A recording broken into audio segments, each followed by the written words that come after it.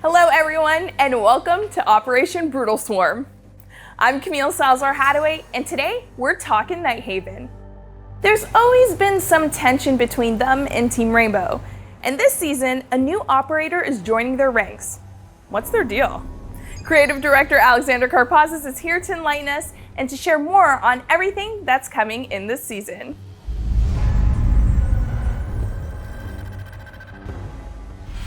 Season 3, Operation Brutal Swarm is a huge season for us. It's setting a lot of the foundational pillars that we want to build off of in the coming seasons.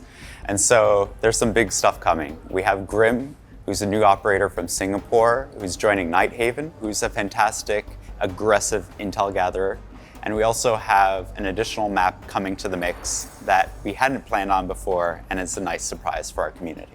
And we have some interesting updates that are really important to us too, such as the reputation system, the next phase of it coming online. This season focuses on a squad that you already know. It's Nighthaven. It's led by Callie, and it's officially split off from the Rainbow Six group. We see Grimm joining the squad now, and we'll get even more information about what the squad is up to at the launch of the season. We've already communicated with the community about changes that are happening to the roadmap. We saw our map from Season 3 slip to Season 4, but we also wanted to create some surprises as well, which is an additional map that you all know and love already. We also wanted to highlight some of the changes that we're making to the reputation system.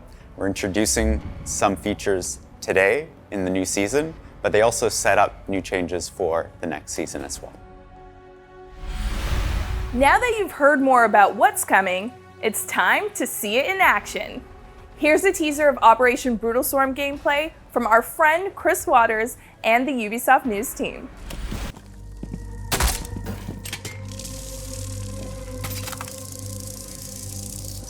Kawan tracking engaged.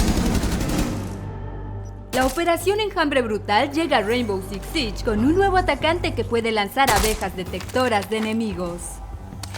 Además, hay una nueva granada EMP de impacto que entra en algunos cargamentos y una serie de nuevas... Disculpa, ¿qué? Ah, sí, he dicho abejas.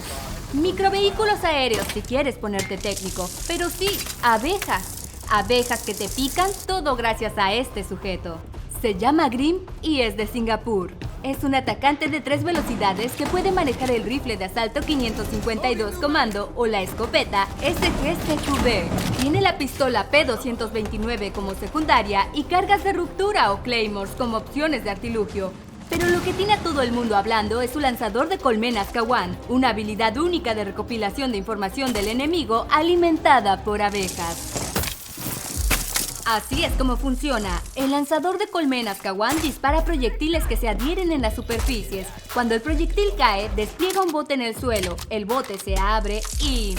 ¡abejas! Las abejas forman un enjambre en una zona determinada. El enjambre no se mueve, pero si quedas atrapado en el enjambre o corres hacia él, las abejas se te echarán encima. Y no puedes espantarlas. Tus armas de fuego son inútiles contra ellas. Serás rastreado en tiempo real mientras estés en el enjambre y te picarán unas cuantas veces más aunque escapes de él. Eventualmente las abejas se quedarán sin energía y caerán. Eso si vives tanto tiempo. Obviamente el enjambre es un lugar en el que los defensores no quieren estar, así que colócalo en lugares en los que no quieres que vayan, como por ejemplo esa escalera en tu flanco. También puedes usar el lanzador de colmenas Kawan para expulsar a los defensores de los lugares en los que crees que pueden estar, como detrás de esta media pared del estadio, o en este rincón concreto de café. Si marcas a un enemigo, tal vez se agache y espera que no lo puedas acorralar, y tal vez tu aliado tenga una granada de fragmentación en la mano. Puede que el defensor entre en pánico e intente salir corriendo, y puede que el escáner EE1D de Lion esté activo en ese mismo momento. Grimm destaca en la eliminación de Rumors, especialmente cuando forma equipo con Jackal, pero también puede ayudar a los atacantes a avanzar hacia el objetivo en tándem con operadores como Sense, Gridlock o cualquiera con granadas de humo.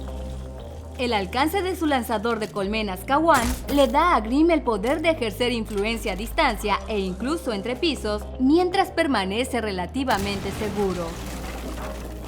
Ahora, defensores, si no quieres que las amiguitas de Grimm intervengan en tu estrategia, Jaeger y Wamai deberán formar parte de la primer línea de defensa contra las abejas, ya que sus gadgets pueden impedir que los proyectiles de Grimm aterricen y las liberen. Las fuerzas de Aruni eliminarán los proyectiles, pero Grimm y sus compañeros de equipo podrían beneficiarse del uso de su lanzador para eliminar sus obstrucciones. Kaid y Bandit también son decentes detractores de abejas para los esfuerzos de Grimm, ya que la electricidad destruirá sus proyectiles, pero quizás la contraestrategia más versátil para Grimm sea llevar a Mute. Un proyectil que aterrice cerca de un bloqueador Mute no puede desplegar abejas. Un jugador que esté en el radio de un bloqueador Mute no puede ser enjambrado, y un jugador enjambrado que entre en el área de efecto del inhibidor de silencio perderá su enjambre inmediatamente. Y luego está Vigil, cuya capa asegura que las abejas no puedan verlo, así que si cuentas con que esas abejas vigilen tu flanco cuando él esté en la partida, ten cuidado. Grimm y sus aliados atacantes tendrán un nuevo territorio para cazar enemigos, ya que la Operación Enjambre Brutal introduce el mapa Estadio en la lista competitiva a tiempo completo. El Estadio, que apareció inicialmente en el evento rumbo a Six Invitational de 2021, se ha pulido para su debut en el escenario principal. Las paredes de cristal irrompibles crean un grado inusual de transparencia entre los atacantes y los defensores en ciertos lugares, y el pórtico que se alza sobre la estructura principal permite a los atacantes acercarse con estilo. Una vez dentro, aprovecha las zonas codificadas por colores para perfeccionar tus callouts, o simplemente lleva a Grimm para obtener un poco más de poder de marcado. La Operación Enjambre Brutal también incluye algunos cambios en la jugabilidad, como una granada PEM de impacto que otorgará a más atacantes la capacidad de contrarrestar los dispositivos electrónicos. Aunque el radio es más pequeño que la habilidad PEM exclusiva de Thatcher y la detonación de impacto significa que tendrás que actuar con rapidez para calcular el tiempo de tus brechas e incursiones y lo que tengas. Además, algunos cambios en el retroceso de las armas de fuego sostenido están llegando solo para jugadores de PC, mientras que los jugadores se benefician de una mayor personalización de la carga. Los accesorios de las armas se están distribuyendo más ampliamente entre los diferentes tipos de armas para darte más opciones con las que trabajar. Asegúrate de pasar algún tiempo en el campo de tiro para hacerte una idea de los cambios, y ten en cuenta que se ha eliminado la penalización de daño del supresor. Otras actualizaciones que llegan con la Operación Enjambre Brutal incluyen mejoras en el mapa táctico y un cambio en el sistema de prohibición de mapas para ayudar a aumentar la diversidad de los mismos. Además, ahora podrás denunciar a los tramposos utilizando la repetición de la partida para mostrar las pruebas, y el equipo pondrá en marcha una nueva penalización de reputación por el chat de texto abusivo. Por último, habrá 2 actualizaciones de equilibrio para los operadores más adelante en la temporada. Los jugadores que lleven las placas de armadura de Rook podrán usar la habilidad de resistir para levantarse cuando estén casi muertos. Y la bomba lógica de Dokaedi afectará a los jugadores muertos que estén usando las cámaras en el modo de apoyo. La Operación Enjambre Brutal se dirige hacia ti, y Grimm trae una nueva y poderosa herramienta para obtener información sobre los defensores y sembrar el pánico entre sus filas. Estará disponible desde el primer día de manera premium con el pase de batalla Enjambre Brutal, y se podrá desbloquear 2 semanas después con renombre o créditos. Mantente al tanto de las últimas novedades de Siege suscribiéndote a nuestras redes sociales. Hive set. What's active? Hostile. Grimm joins the attackers with a high-tech gadget that can shake up the defenders' positions. Our game designer, Matthew Lacombe, is here to give you more intel about it, but first, we're going to dive into the design and development of Grimm with concept artist Sunshine Kim and director of gameplay design Jeremy Cavan.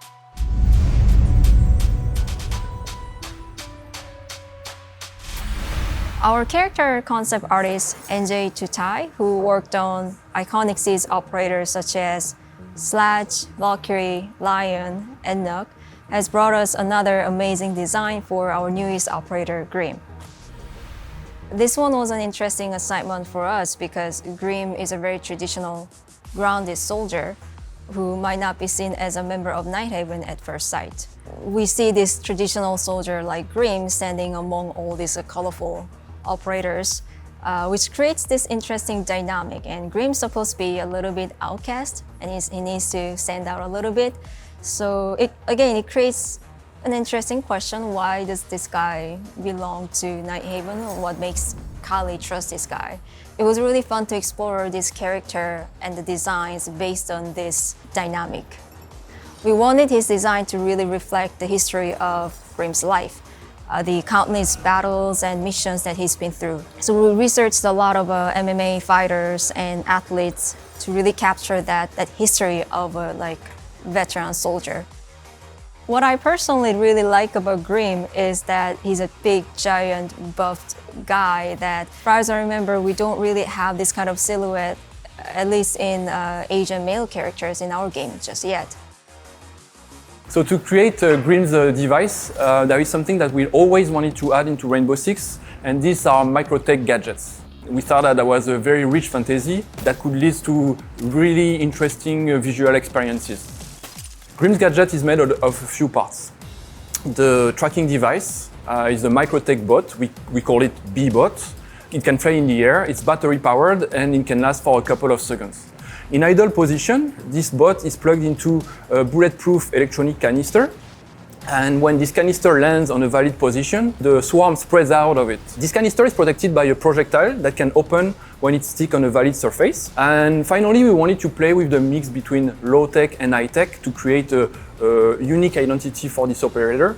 And that's why we gave him this over-the-shoulder classic launcher that he used to throw the projectile. We really like the feeling when you are inside the swarm. We really love this feeling, and we are thrilled to present that to our player today. The K1 Hive launcher is Grimm's gadget. It's a over-the-shoulder bazooka kind of launcher. You equip it similar to what you would do with Ash or Zofia. It shoots a projectile that will travel in a straight line. It will stick to the surface it's shot at. Once it sticks to the surface, it will release a canister. If it's on the floor, it will just open. The effect will take place there. If it's stuck on the wall, it will propel it down on the floor. So the effect will be generated from this canister. The effect itself is a swarm of bots, really a cloud of robotic bees. They reveal any defenders that would be inside the swarm. They will be tracked in live action, so the red mark will follow them as they move around. And last part is the decay and the debuff that you will have once you leave the swarm. This is the small beast that sticks to you as you leave. You will get pinged 3 times in a short period of time, similar to the alibi decoy that we have in the game already. We're really happy to tell you that Grimm is a 3-speed, 1-health attacker. It's been a while since we had one of those, and it really goes with the rest of the loadout. We have the 5.52 Commando as a primary assault rifle. You know how reliable, how good it is. But we also have the shotgun, the SG CQB, as another primary option. It's one of the first time that we have an operator that uses a shotgun and is a 3-speed. If you remember, you remember, but for this time it's the first named operator that we have. In the secondary weapon, we have the P229. For the secondary gadgets, we have the breach charge. It adds a layer of verticality to Grimm. You can place the breach charge on the floor, shoot the gadget through the bars, so you're now funneling the defenders from the top floor. So it really adds another layer to this gadget. Or you can go with the Claymore. It's a really natural progression with this gadget. You shoot it in the doorway, there's no one in there because you don't have any marks, or there's no one, you don't hear anyone. You can go place a Claymore now, like you secured something. So it's really like a natural progression of the gadget. Grimm's role is part entry. You want him inside the building first. You have a really good gadget to hunt down roamers. You have the 3 speeds, so you're as quick as them. You have the good weapon to go to pick those fights, and you have the ability to funnel them inside some rooms with your gadget. You shoot this in a doorway, the defenders cannot go in there. Like, you know they won't cross this door, and if they do, everyone on the team will be alerted. We want to have an attacker that is about aggression. We've had operators that were planning heavy, you had to think about what you were doing, but Grimm's is a bit more on the instinct. You have this launcher that denies some area, you have the assault rifle to take areas, so it's really, you're bringing the fight to them. Grimm's gadget always succeeds. So if you hit someone, you will have the red mark. Everyone on the team will know that there's something going on. If there's nothing, there's no red mark, well, everyone will know that there's no one in there. So you always succeed with this gadget. Operators like Nomad, Gridlock, they really help you secure the areas that you can attack with the Grimm. If you know that there's a defender stuck inside a room and contesting this with Grimm would be difficult, you can ask Sense or have a smoke grenade to block the line of sight so you can have the launcher get in there. When you know the opposing team has a lot of roamers, Caveras, Bandit, Vigil, you can ask the help from Jackal. He can track them down with their footsteps. So if they move, they leave footsteps. If they move, they might get caught inside Grimm swarms. So it's really a tag team to get around the roamers.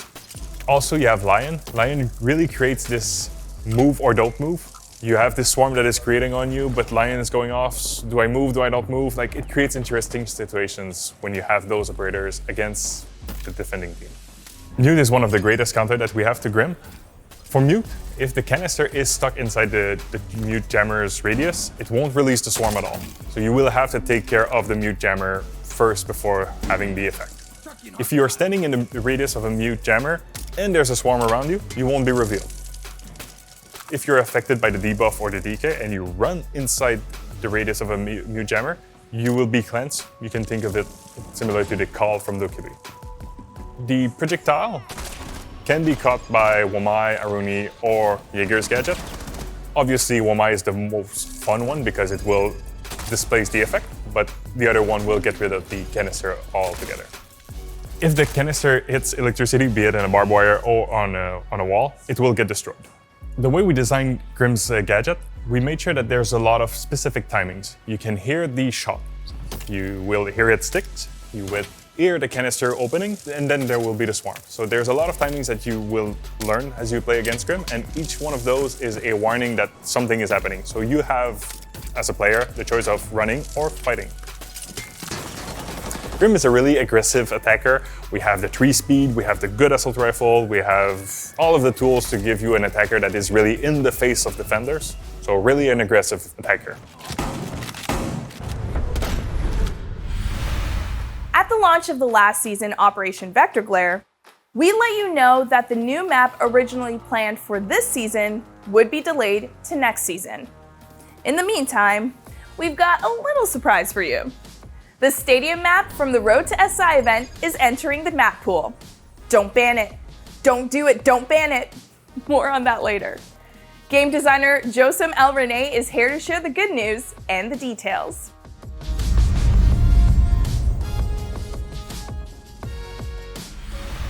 Originally for Season 3, we planned to bring you the Singapore map, but we needed some more time to tweak and finish our polished path.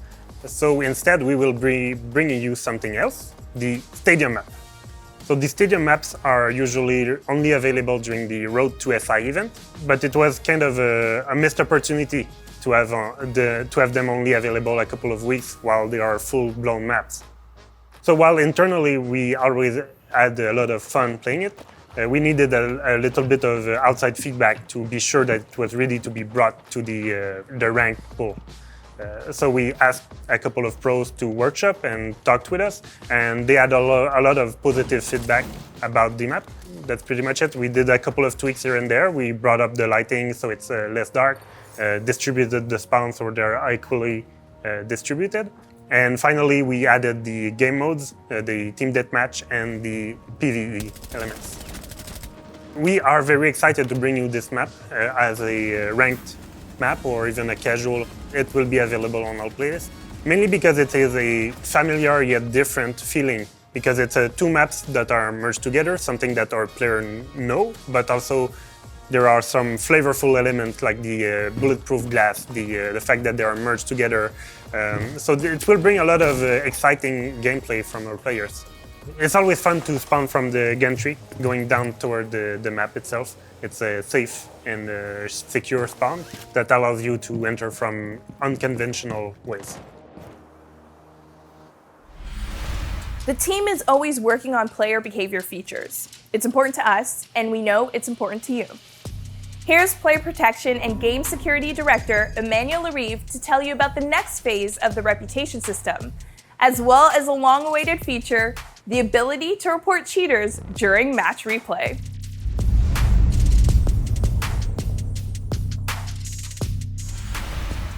Last season, we introduced reputation penalties by adding penalties toward the friendly fire.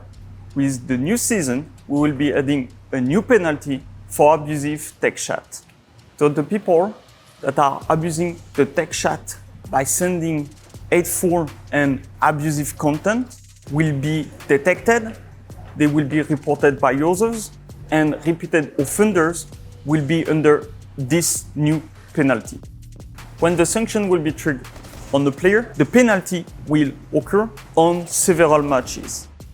So the person that will be under this penalty will still be able to send text messages. However, only the people that choose to unmute him will be able to see those messages. It's really key that we give player choice to unmute somebody that is under this sanction. When the system will be released, there will be a grace period. During this grace period, only warnings will be triggered, no sanction. After this grace period, repeated offender will be under this penalty. The goal will be to remove and reduce the amount of hateful and abusive content that you are receiving through the tech chat. We want to create a positive environment for everybody. It is key. Communication in your game is key, and we want to provide a safer environment. Match replay is a great addition to the game. It allows you to rewatch your match and improve your strategy. However, we heard you. Your voice is really important. So that's why with Season 3, we will be including reporting options. We totally understand that during a live match, you are not sometimes able to report a player. Sometimes the player disconnected, so there is many scenarios. By adding those options to the match replay, you will be able to take the time to review the whole gameplay and report this person. Reporting is really important and key for us. While receiving the reporting, we will be able to investigate and take actions. This will greatly help us to improve our system, but also to better act on those cheaters and distribute the right sanction at the right moment. Your voice is really important. It is key for us. So please continue and use those reporting tools. This new addition to the game will be available on all platforms, PC and console for everybody. The team put a lot of effort toward all of this new feature. For the future, I'm really excited about what we will be building. Reputation system and commendation system. I hope you will enjoy our content. Balancing will have an important role in Operation Brutal Swarm. We're evolving the way we handle weapon recoil, which means the attachments you select will now have a bigger impact. Plus, some of your favorite operators will be getting a new secondary gadget option, the Impact EMP Grenade. On top of that, there's exciting news for Rook and Dokivi. Welcome back Alexander Karpazis and Javier Sabarigo from the balancing team to tell you more.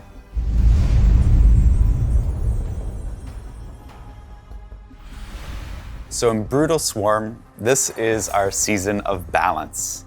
We're taking a good hard look at our weapon handling, and recoil systems, which are scary topics to talk about, but they're very important for our game. One of the biggest changes we're making is separating the balancing between the PC world and the console world. Console will now be tuned separately than any other changes that we're doing on PC right now. And that's to make sure that we have player comfort in mind for all of the changes that we do want to make for console. That means all of the other changes we're talking about today only affect PC. We're making some changes to the recoil system. What we're looking at with vertical recoil is a stepping ladder of phases for these weapons. For ARs and SMGs, you'll see there's 3 phases, and at each phase, you'll get an increase in recoil. For LMGs, this is even stronger, especially for LMGs on high-capacity magazine weapons. Here, with the horizontal recoil, you can see that the changes aren't as drastic. However, it goes by the same philosophy. The longer that you hold down the trigger, the more horizontal sway that you'll get with any AR, SMG, and LMG. We are now making sure that burst fire is the favored way to approach any kind of one-on-one interaction. We looked at sustained fire, and it has a lot of randomness that doesn't answer to what the core of Siege is, which is tactical gunplay. So the big differences here is the longer you pull down the trigger, the more you'll have in recoil. We always want to encourage strategy, holding the correct angle, and crosshair placement over holding down the trigger and spraying and praying. And that's why these changes are focusing on burst fire, making sure that you make a decisive shot and you hit it, so that we don't reward luck as much as we reward skill in the game. Another reason why this is a big change for us is the idea of bringing customization and the tools to players to make the decisions they want to make when it comes to their loadout. We're really opening up customization and attachments this season because of these changes. If you want to deal with recoil, we give you new options. Muzzle brake and flash hiders are coming to all of these weapon families. We're also bringing more grips, angled and vertical, and more scopes than ever before. That means that you can build your loadout the way that you want to play, and it means that you're not stuck with a meta weapon. The other thing we're looking at too is making sure that every piece of customization is meaningful, that you actually have real choice between them all. Silencers now will be available without the damage debuff, making it that much more interesting to play with. With all of these new changes, we have a new ecosystem of weapons for players to play with. You can figure out what works for you, and it gives new freedom to how you want to play the game, and it also focuses on the tactical gameplay that we have in Siege. One of the positive impacts that are going to come out of this is new weapons that have long been determined not part of the meta or forgotten or nerfed to the point where they aren't used anymore could get a second life. Feedback is always really important for us in Siege, especially when it's something as important as recoil. We organize a creators workshop, bringing people in to experience the gameplay changes, to get their feedback. We had Q&A sessions, and we won't stop there. It's really important for us that we grow on this and that we check to maintain the health of the meta of the game, and we get all of your feedback as well. These are subtle changes that are changing the way that we can introduce new attachments and new ways to play the game, and we really do believe that this reinforces what Siege is all about. As we introduced in the Year 7 season reveal, we were working on the EMP impact grenade. So that's alternative to Thatcher, that it's the only one that can use the EMP grenade. So that's a little bit what we already do in the game with Maverick, Ivana or Termite, and we added the Heartbreed secondary gadget. This new EMP impact grenade will have a range of 2 meters instead of 5 meters of the Thatcher's one. Also, gadgets and electricity will be disabled during 9 seconds instead of 15. It will work as an impact, so it detonates on impact. Thatcher, for sure, will continue being the main operator to disable electricity. The operators that will have the EMP impact as the third option are Sledge, Montaigne, Blackbird, Doka Heavy, Lion, Gridlock, Knock, Osa, and the Recruit, and will be equipped with 2 gadget units. We hope that this change will have a positive impact on our players, because they will work on more situations to win the match, and also they will be able to play Thatcher with his cool loadout. We know that you had a little preview of this feature during the last test server, so we are going to introduce it right now. If the operator falls into DBNO while wearing an armor plate from Rook, they will be able to use the withstand ability. Once the withstand animation is finished, the operator will revive with 20 health points. The objective is to give more value to the Rook's armor plate, which can help us a lot if we fall into DBNO during the round. The Dokaebi logic bomb was not affecting the operators on the support mode, so from now, the dead operators will be affected as the live ones, but the logic bomb cannot be interrupted. With this change, we will be giving more importance to Dokaebi's ability and will be more consistent. We've got 2 more new features to highlight that are coming this season. A new map ban system and a significant upgrade to the tactical map. From our Barcelona studio, here's game designer Robert Cole to share more details.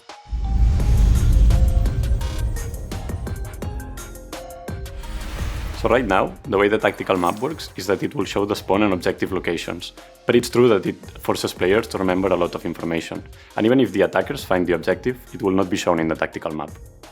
We're doing a couple of quality of life changes to display the location of the objective once the attackers find it during the preparation phase.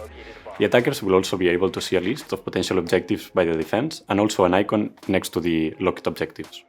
This will help players with their map knowledge, and it will also show previously hidden information that maybe more experienced players already knew. But overall, it will help players focus on decisions that matter, like planning their attack instead of feeling lost around the tactical map. We have been monitoring the map ban and pick rate, as well as the community sentiment regarding map distribution. If we take a look at the data right now, we can see how we have 3 to 4 maps with over 10% of the play rate, as well as maps below the 4% mark. We understand the map ban has room for improvements, and we want to address some of these concerns with this season changes. We're changing the map ban phase to contain 5 maps instead of 3. That way, if both teams decide to ban one map, the final decision will be a random between the 3 remaining maps. As well as, if both teams decide to ban the same map, the final decision will be between the 4 remaining maps. In the same case, if both teams decide not to ban any map, the final decision will be a random between the 5 remaining maps. With this change, we aim at increasing map diversity, while also maintaining the player agency of being able to ban maps from the pool. We will continue to monitor the situation and the performance of this change, but also make any adjustments necessary as part of our commitment on increasing map diversity. We know that this will help with map representation, but we also have future plans to tackle the exact problem of new maps being banned. Before we wrap it up, let's talk Brutal Swarm Battle Pass. Starting this season, the Battle Pass will come with a discount on all items in the shop. And if you like, you could buy one for your friend as a treat. For more details, here's Business Strategy Director Mohammed Ben Hanada.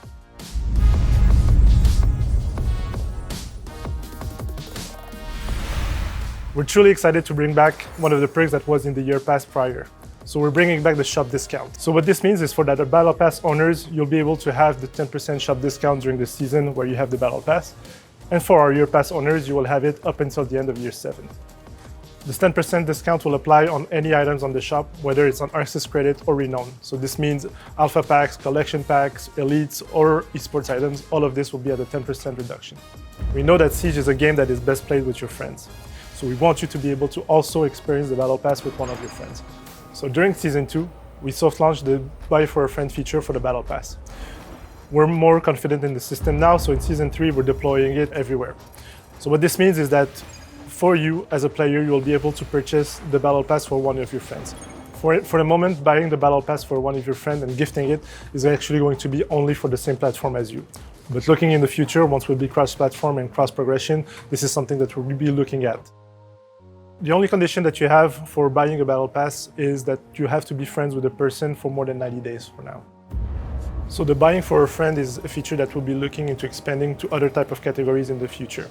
So maybe we'll look into esports items, elites, but for now, we'll gather your feedback on how it performs around the Battle Pass. And finally, here's when you could play Operation Brutal Swarm on the season test server.